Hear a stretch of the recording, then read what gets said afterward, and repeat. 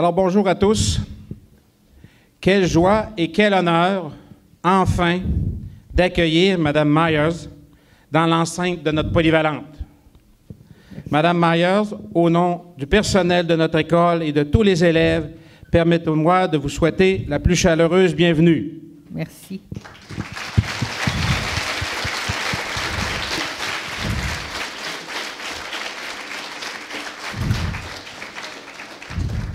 Madame Myers, nous avons lu votre vie, vos mémoires, en totalité pour certains ou en partie pour d'autres, et le reste de la lecture est à venir, si tel est le cas.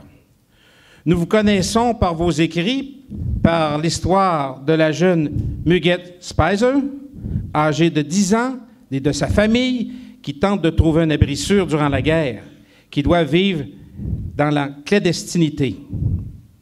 Je vous laisse donc la parole pour que vous puissiez nous en dire davantage sur votre parcours de vie. Madame Myers. Merci, monsieur. Donc aujourd'hui, vous avez vraiment la chance d'assister à un événement unique, un événement assez rare, qui est la rencontre avec un témoin de l'histoire, un survivant de l'Holocauste. Vous êtes probablement la dernière génération qui va rencontrer directement des survivants.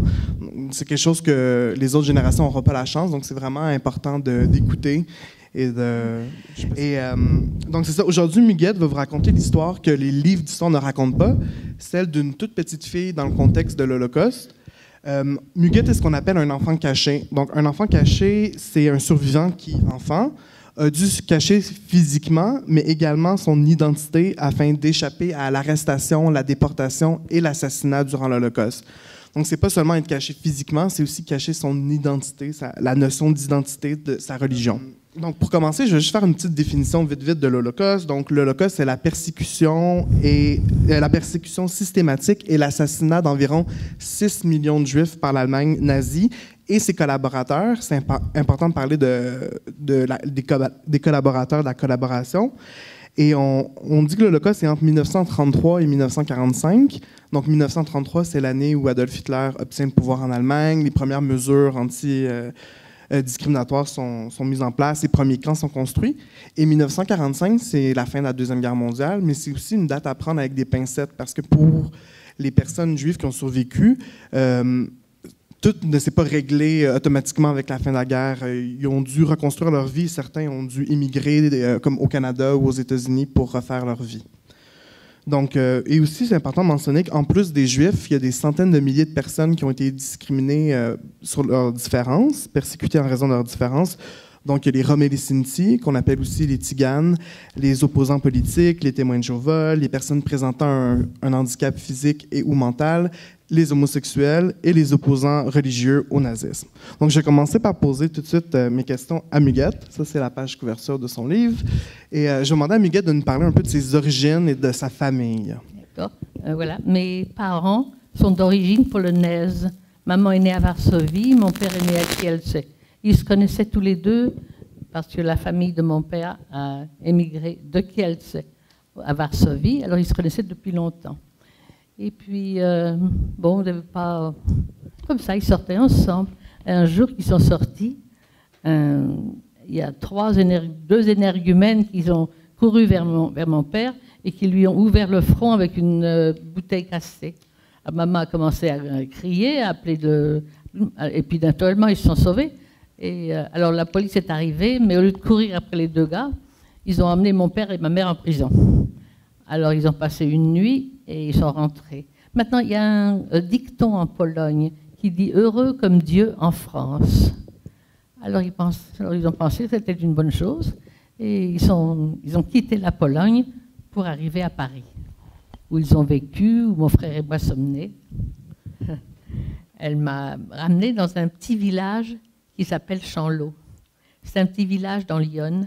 Maintenant, la raison pour laquelle maman m'a emmenée là, c'est que quand les femmes ont été évacuées de Paris, on les a mis un peu partout. Et justement, maman, ma grand-mère, ma tante, on les a mis dans ce petit village.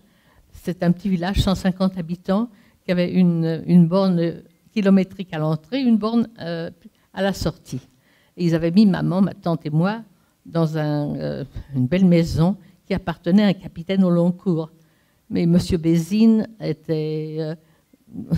il avait toute sa tête, mais quand même, on avait dit à M. le maire qui nous avait mis, qui avait maman là, de s'arranger pour que quand on prépare à manger, qu'il y en ait assez pour M. Bézine. Et aussi, je vous dis que tout le village est cousin. Alors le nom, le premier nom, c'était Delagneau. Mais de là, les gens se sont mariés. Alors, mais toujours, on est cousins et le nom de Delagneau est resté.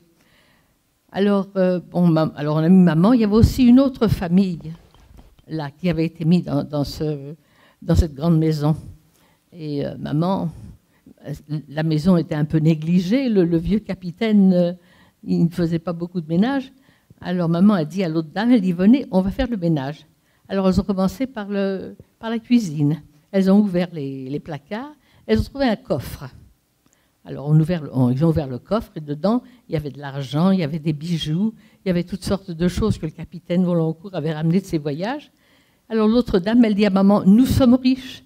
Maman dit, comment ça, nous? Est-ce que ça nous appartient? Alors l'autre dame a dit, elle dit, mais il n'en saura jamais rien, il est devenu un peu gaga. Ça l'arrangeait pas maman. Alors elle a demandé à ma grand-mère qu'elle fasse le guet pour pas que l'autre dame se serve. Elle est allée chercher monsieur le maire, monsieur le curé n'était pas là, mais monsieur le maire, monsieur Marcel Thierry, dont la femme s'appelait Delagneau, est venu parce qu'il était cousin avec monsieur Bézine.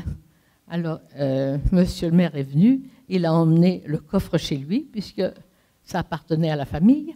Et puis il a dit à maman, il a dit, madame, considérez-vous comme une citoyenne d'honneur de Chanlot. Et si jamais vous avez besoin de nous, revenez. Durant l'été 1940, Muguette est à Chanlot avec sa mère, son frère, sa grand-mère et sa tante. Et vous vivez une vie un peu normale, en fait, à ce moment-là. Les effets de la guerre ne se font pas trop sentir. Est-ce que vous pourriez nous parler du moment où les Allemands ont envahi Chanlot? Bon, on était... D'abord, il faut dire que presque tous les habitants de Chanlot sont partis, faisant mouvement vers le sud. On croyait que les Allemands n'iraient pas jusque-là. Et puis, alors, donc, ils avaient laissé ouvert les étables, les écuries, laissé tous les vaches et les cochons et tout ça dehors.